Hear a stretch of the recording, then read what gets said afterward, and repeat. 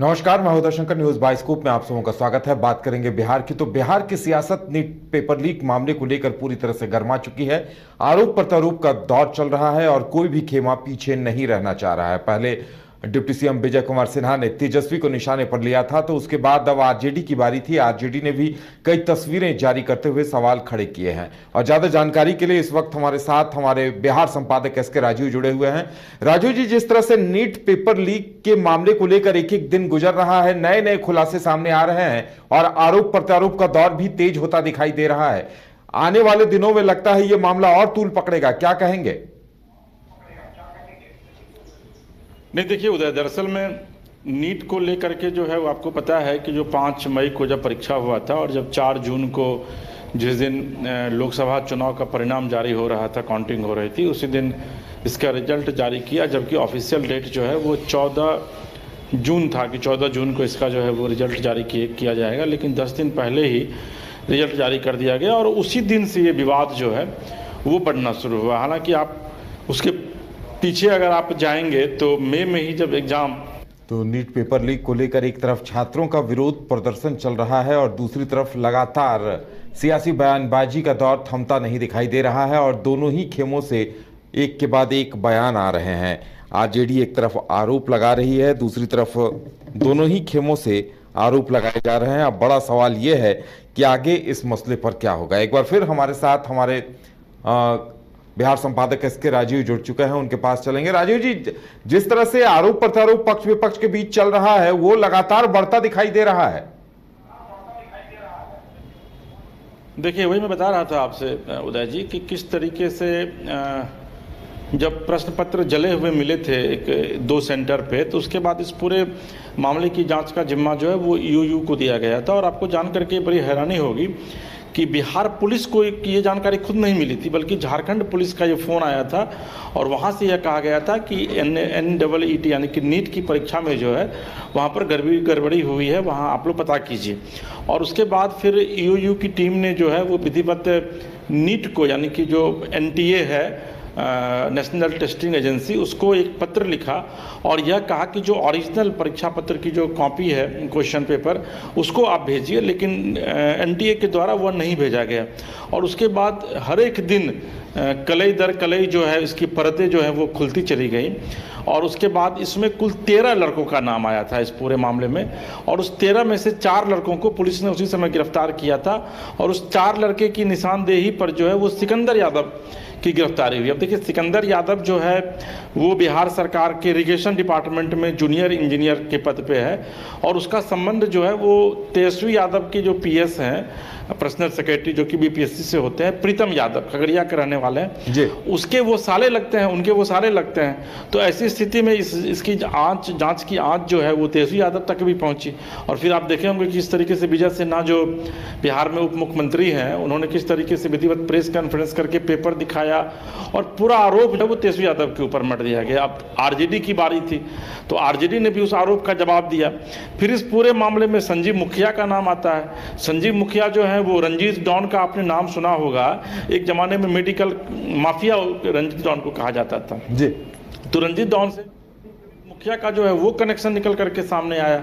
फिर ये निकल करके सामने आया कि भाई संजीव मुखिया जो है वो बहुत बड़ा रैकेटियर है। वो उसकी पत्नी जो है वो LJP-R से चुनाव भी लड़ चुकी विधानसभा की। आज तस्वीर कई वायरल किए गए हैं जिसमें कि नीतीश कुमार के साथ, सम्राट चौधरी के साथ, अमित कुमार जो एक और एक्यूज है उसकी भी तस्वीर सामने आई है।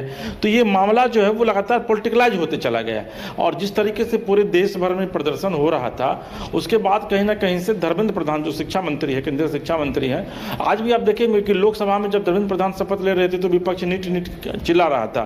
तो ऐसी स्थिति में धर्मेंद्र प्रधान को यह लगा कि नहीं भाई, इस पूरे मामले की अगर अब निष्पक्ष जाँच नहीं कराई जाएगी तो फिर ये पूरा मामला जो है वो और नेशन वाइड जो है वो बढ़ेगा। और विपक्ष जो, चूंकि लोकसभा का सेशन भी आज से शुरू हुआ है और निश्चित तौर पर विपक्ष वो सदन को चलने नहीं देगा, चूंकि इस बार विपक्ष भी बहुत मजबूत स्थिति में 240 के करीब उसकी संख्या है सदन के भीतर।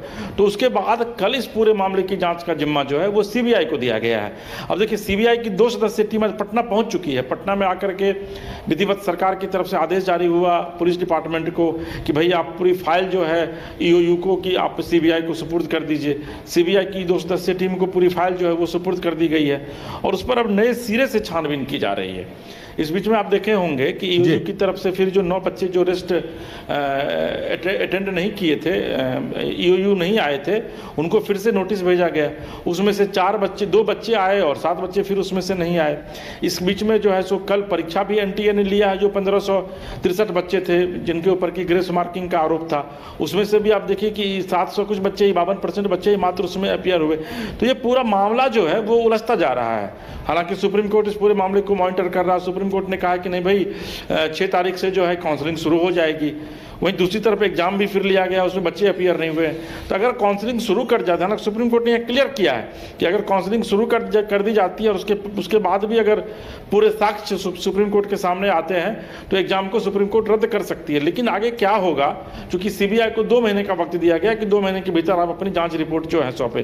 तो ये मामला डे टू डे जो है वो सुलझने की बजाय उलझता जा रहा है। और सबसे जो महत्वपूर्ण बात है उदय जी कि इस पूरे मामले में 25 लाख बच्चे सीधे तौर पर प्रभावित हो रहे हैं। क्योंकि अगर इस बार उसमें जो बच्चे टॉप किए हैं, जो पास किए हैं, उनका अगर एडमिशन नहीं हो पाता है तो 1 साल सेशन लेट होगा। क्योंकि देखिए सुप्रीम कोर्ट का ये कहना है कि एनटीए जो है वो 4 हफ्ता से लेकर 5 हफ्ता तक का वक्त लेती है एग्जाम करवाने में। तो अगर एग्जाम कैंसिल भी किया जाता है तो 4 से 5 हफ्ता के बीच में जो वो एग्जाम लेगी और 20 दिन के भीतर रिजल्ट देगी, तो लिहाजा जो सेशन है वो प्रभावित नहीं होगा। और एनटीए ने ये चीज़ कहा भी है।